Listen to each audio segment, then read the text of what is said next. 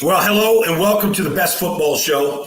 I am Brian Baldinger. I hope everybody had a great Easter weekend, Passover, whatever you celebrate. Hope you really enjoyed it. I know I did. But with that, this is the Best Football Show. We're here talking football every day. You can find me at Baldy NFL across all social media platforms. Even though it was Easter weekend, Good Friday, all that stuff that was coming on and everybody was busy enjoying themselves. I did a lot of breakdowns that are all over social media. So go look at those at Instagram and X and TikTok. They're all over. And you can find this podcast. Just download a free Odyssey app, like it, subscribe to it, watch it, tell your friends about it. That's that. But it is Monday, April 21st. It is draft week. We're here. So there's a lot of lying going on. There's not much news. Everybody's been pretty quiet, right? Nothing breaking over the weekend about players, any bad information coming out, good information, whatever. It's been very, very quiet. I expect it to heat up a little bit here this week. So I'm leaving to go to Los Angeles today. I'll get into Los Angeles later today. I'll be at the NFL Network every day, Tuesday, Wednesday, Thursday. I'll be doing pre-draft shows on Thursday and Friday. I'll be on the draft on Saturday afternoon, along with Daniel Jeremiah and Rich Eisen and the whole group. So I hope you tune into the NFL Network. Maybe we can find you some day 3 prospects. I know I've been searching for them throughout the weekend. I think I've on like Sean Dolak from the University of Buffalo, a Buffalo Bull, 168 tackles, 6 interceptions, 12 sacks. I mean, just elite type statistics. Undersized, looks like Matt Milano to me. Just an example of a day 3 player. I believe that's going to get taken. Can't wait to hear his name draw. He's a local Buffalo kid, East Seneca, New York. Those are the kind of guys you get excited about. But over the course of last week, I gave you my top 32 players, and I broke them down into 3 tiers. Tier 1 were difference makers. At the very top, Abdul Carter, Travis Hunter, Ashton Jeanty, difference makers. Cam Ward be the first player taken by Tennessee, the quarterback. Tier 2 was another 11 players, and they were no fear, meaning you didn't have any fear drafting these guys. All right, they're pretty clean, no off-the-field issues. They're all about ball, no fear. And then my last tier, which was 10 players, I said there was good and there was some bad. You see the good traits, the traits that make them a first-round pick, whether it's their length, how they tested, their production in college. But then there's some bad. There's some off-the-field things that have to get cleaned up. Some teams have to do their homework on them. Maybe they didn't test real well. Maybe they didn't interview real well. So there's some good and bad in the tier 3. So I want to start this segment, okay, by tier jumpers, guys that could jump from tier 2 to tier 1 or tier 3 to tier 2. And let me give you a couple of those players. Tier 2, tackle Armand Membu from Missouri, right tackle, all right, 3-year starter. And he's got all the length. He's 6'4", he's 332 pounds. And at the combine, he ran a 4.940. And he kind of blew up at the combine. Now, that happens. You always get 3, 4, 5 guys that blow up the combine, and maybe you overdraft them because of the results. But there seems to be even here we are, 3 days away from the draft. There is a great deal of disorder about who the top tackles in this draft is. We know the names. We know that there's Will Campbell. We know that there's Armand Membu. We know that there's Kelvin Banks Jr., Ariante Ursary. We know all the names. But to this point, in all the people I've talked to, it's pretty unclear about who is going to be the first tackle off the board. Now, I've got Will Campbell going number 4 to New England because he's my favorite tackle. Like I can get over the arm length issue. I can get over it because of his tape, what he's done at LSU for 3 straight years. So I've got him going number 4 to New England. But could New England bypass him? Let's just say for some reason Abdul Carter is available at New England at 4. Well, if you just look at your board, on any board, or like Abdul Carter, who is the number 1 player in this draft on a lot of people's, boards. But if for some reason he drops past the Giants, let's just say the Giants take Shadur at 3. and Abdul Carter's there with the Patriots at 4. Like, if you just go by their board, and I haven't seen it, Elliott Wolf, Mike Vrabel, like, you look how they stack this thing. I guarantee you that Abdul Carter is rated higher than Will Campbell. So let's just say they take him. Let's just say the Patriots take Abdul Carter and Will Campbell starts to drop. And let's just say he gets past Jacksonville and maybe past Chicago. Okay. There's the Jets. The Jets going to take a tackle. They could. I've got him taking Tyler Warren. All my intel tells me Tyler Warren's going to be their guy. But they need a right tackle in the worst way. They've got options. They can take Ollie Vera Tucker and move him to right tackle. He's played right tackle. He's played left tackle at USC. The guy has played 4 different positions, I think, in the NFL. They could easily move Ollie Vera Tucker to right tackle and draft a guard in the second round with the 41st pick. They got 7 and 41. So, or 42. But anyway, they could draft a guard there. Donovan Jackson, you could draft a guard. Tyler Booker, whoever might be available, and plug him at right guard and keep the line, play the 5 best players. So some people, if Will Campbell is in a level of free fall, you could see some teams taking Armand Membu over Will Campbell just because his upside might be higher. I think he's got more work to do than Will Campbell. I don't think he's as finished and as accomplished as Will Campbell is, but he could have a higher upside. All that stuff is possible. So Armand Membu is a guy, he could jump up, who knows, Chicago at 6, Jets at 7. You go down the line. He could be team's favorite tackle. So he's a guy that could jump a tier. Shadur Sanders could jump a tier. He's the most polarizing player in this whole draft. The Giants went out there twice to Boulder, Colorado to see him throw, to spend time with him, to work him out. They talked to him. They've had him in their building. Like, has any quarterback gotten more work done by one team than the New York Giants? That's not to say that the New Orleans Saints. So if you just look, starting at number 3, could the Giants take Shadur? Absolutely. Even with signing Russell Wilson and signing Jameis Winston and having Tommy DeVito on the roster, this is a critical decision for the Giants, not just for Joe Shane, the general manager, or Brian Dable, but for the Mara family. They have not gotten it right since Eli retired in 2019, and they screwed that up. They played Geno Smith in front of him. They benched him. It was ugly. It was dumb. I didn't agree with any of it. This is Eli Manning. He wasn't worth being benched. They haven't gotten it right really since 2018. They've got to get this thing right. Now, if Shadur is the guy, if they believe he's the guy, then you just take him at 3. You live with it. You just go and you say to yourself, we got to hit on other draft picks. We got to nail them. All right. We need a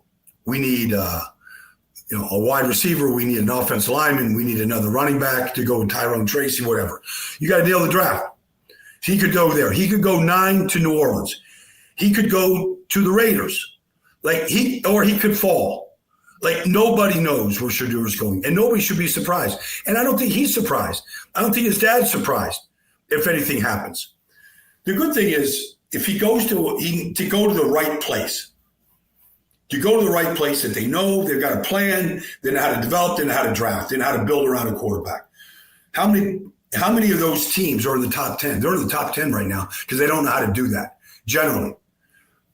And it's not to knock them, but there's been, if you go through the top 10 teams, Tennessee, Cleveland, the Giants, the Jets, Jacksonville, all they've done, these teams, is just transition. General manager, coach, coordinator, quarterback. So the important thing for Shadur is go to a stable place for any quarterback. So he could jump. Let's look at guys that from tier 3 could go to tier 2. Let's start with Walter Nolan. Walter Nolan out of Ole Miss. All right, everybody's going to see Walter Nolan. First of all 4 guys on their defense line, they're all getting drafted. Okay, Ivy, Pegas, they're all getting drafted. Princely. All right. Walter Nolan was the number 1 high school player in the country coming out of high school, went to Texas A&M. A&M They had money, they had status, they had a coach. He went to A&M for 2 years. All right, things, whatever. He transferred portal. He goes to Ole Miss this year. I don't believe that Walter Nolan is Jalen Carter.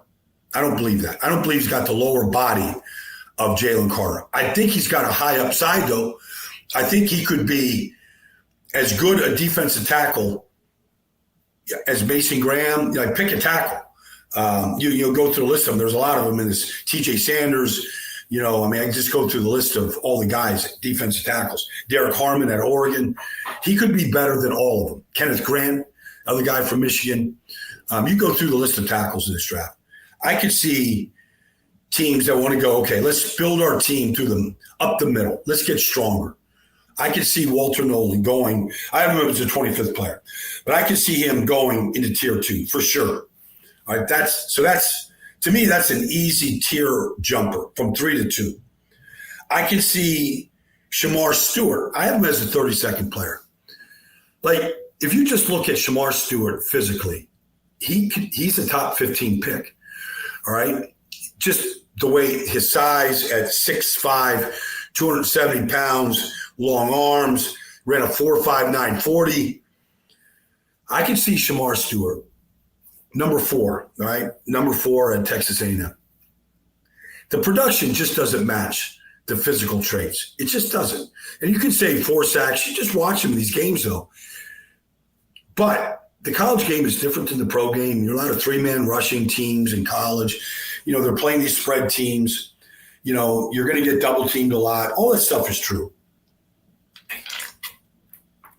Shamar Stewart is a guy. Some teams can just fall in love with his traits.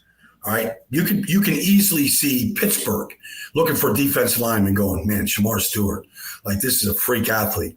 Like, we could coach this guy up.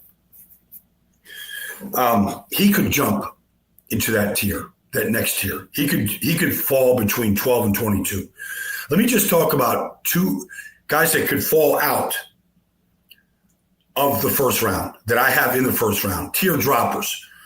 James Pierce Jr. is a polarizing player.